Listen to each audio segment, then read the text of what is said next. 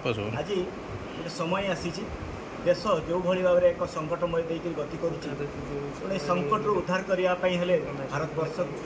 आम समस्त जनसाधारण सहित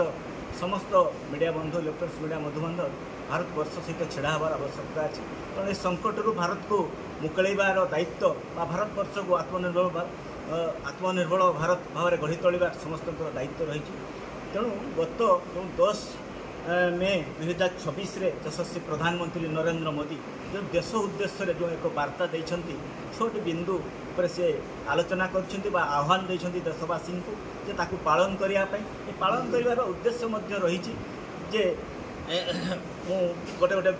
पॉइंट को जीवी बिंदु को जीवी गोटे विषय से कहते बर्तमान देश में पेट्रोल डीजेल व्यवहार उपरे आम कम कर आवश्यकता रही। द्वितीय विषय विदेश यात्रा आम कम करवा सुना जिनिस क्रय कम करवा एवं खाइबा तेल जो रही खाइबा तेल आम कम करवा एवं विदेश ब्रांडर जो सामग्री क्रय करार कथा होमि कम करवा स्वदेशी जिनसर व्यवहार आम करवा एवं रासायनिक सार व्यवहार बंद करवा जो प्राकृतिक सार को आपणेगा ये जो 6टा जिनस कहते देशपाई बहुत आवश्यकता रही। देखु जो भली भाव में देश विश्व जो युद्ध चली आज अमेरिका ईरान एवं इस्राएल मध्य युद्ध है फल आज 20टी राष्ट्र ए सफर होती देश बहुत अर्थनीति तल आड़ को गति कर सारा विश्व गरीब हो संभावना एक कथा कहते तेणु ये आम भारतवर्ष केमती मुकाबिला कर परिस्थिति जिते आमको तेलर अभाव रोचे डीजेल पेट्रोल आमदानी उपरे रोक लगी से आम निजे केमती मुकाबिला करवा तेणु देशवासी को आह्वान कर उद्देश्य से कहते जे आमको आमर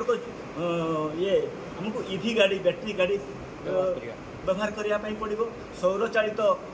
गाड़ी व्यवहार करने पड़ो ये जो जिनसटा आम भारतवर्ष में निर्माण हो पार ताकू आम आपणेबा और गस्त जी दरकार से करवा जी आवश्यकता अच्छी मीटिंग अच्छी ऑनलाइन मीटिंग आम कर ऑनलाइन माध्यम घरे बस बैठक कर